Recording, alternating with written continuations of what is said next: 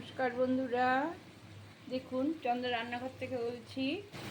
নতুন রেসিপি দেখুন, আলু, নারকোল আর ছোলা দিয়ে, পেঁয়াজ রসুন দিয়ে, জিরে, শুকনো লঙ্কা গুঁড়ো দিয়ে এটা রান্না করলাম। একটু টমেটো সস দিয়েছি, আর এবার দিয়ে দেব ধনে পাতা।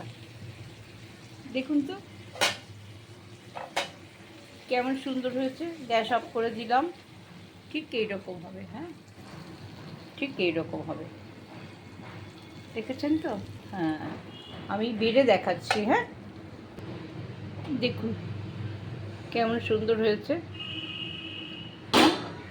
কেমন সুন্দর হয়েছে। এই যে আপনারা মুড়ি দিয়ে, রুটি দিয়ে, পরোটার সঙ্গে, লুচির সঙ্গে খেতে পারবেন। হ্যাঁ, একদম মাখা মাখা। নারকোল দিতে হয়েছে কুচিয়ে, আর আলু দিতে হয়েছে।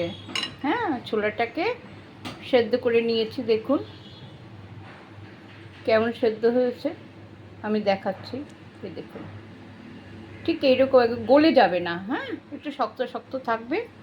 মুড়ি দিয়ে, রুটি পরোটার সঙ্গে আপনারা সবাইকে পরিবেশন করবে। ওকে বন্ধুরা, রাখছি।